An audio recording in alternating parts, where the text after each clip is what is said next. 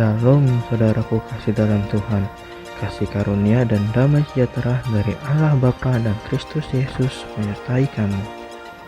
Bacaan Alkitab kita diambil dari 1 Samuel 24 ayat 1 sampai 22.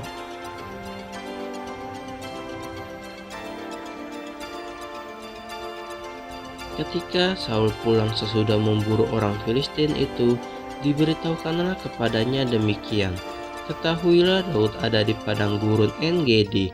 Kemudian Saul mengambil 3.000 orang yang terpilih dari seluruh orang Israel, lalu pergi mencari Daud dan orang-orangnya di gunung batu kambing hutan. Ia sampai ke kandang-kandang domba di tepi jalan. Di sana ada gua, dan Saul masuk ke dalamnya untuk membuang hajat. Tetapi Daud dan orang-orangnya duduk di bagian belakang gua itu.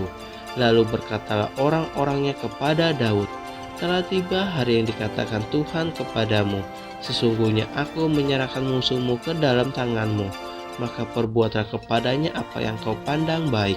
Maka Daud bangun lalu memotong punca jubah Saul dengan diam-diam. Kemudian berdebar-debarlah hati Daud karena ia telah memotong punca Saul.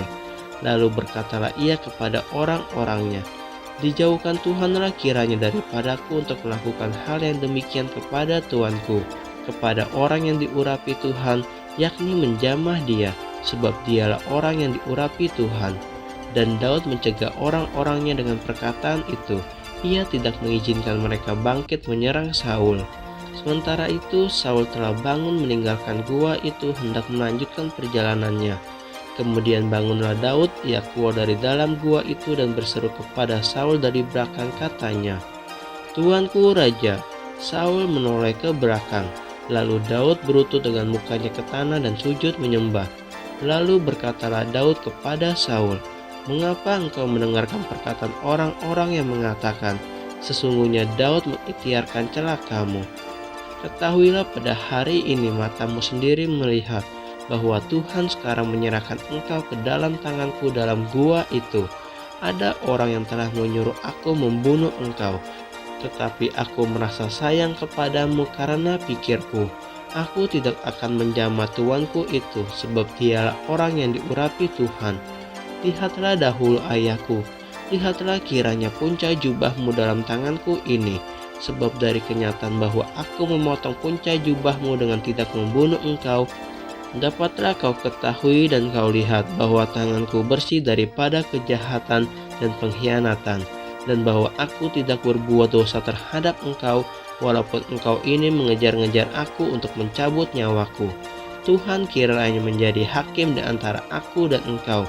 Tuhan kiranya membalaskan aku kepadamu, tetapi tanganku tidak akan memukul engkau." Seperti peribahasa orang tua-tua mengatakan, "Dari orang fasik timbul kefasikan, tapi tanganku tidak akan memukul engkau." Terhadap siapakah Raja Israel keluar berperang? Siapakah yang kau kejar?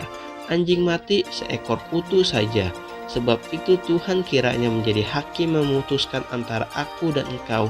Dia kiranya memperhatikannya, memperjuangkan perkaraku dan memberi keadilan kepadaku dengan melepaskan aku dari tanganmu.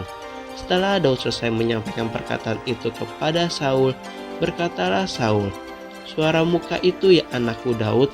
Sesudah itu dengan suara nyaring menangislah Saul. Katanya kepada Daud, "Engkau lebih benar daripada aku, sebab engkau telah melakukan yang baik kepadaku, padahal aku melakukan yang jahat kepadamu. Telah kau tunjukkan pada hari ini betapa engkau telah melakukan yang baik kepadaku. Walaupun Tuhan telah menyerahkan aku ke dalam tanganmu, engkau tidak membunuh aku. Apabila seseorang mendapat musuhnya, masakan dilepaskannya dia berjalan dengan selamat. Tuhan kiranya membalaskan kepadamu kebaikan ganti apa yang kau lakukan kepadaku pada hari ini. Oleh karena itu sesungguhnya aku tahu bahwa engkau pasti menjadi raja, dan jabatan Raja Israel akan tetap kokoh dalam tanganmu. Oleh sebab itu, bersumpahlah kepadaku demi Tuhan, bahwa engkau tidak akan melenyapkan keturunanku dan tidak akan menghapuskan namaku dari kaum keluargaku." Lalu bersumpahlah Daud kepada Saul. Kemudian pulanglah Saul ke rumahnya, sedang Daud dan orang-orangnya pergi ke kubu gunung.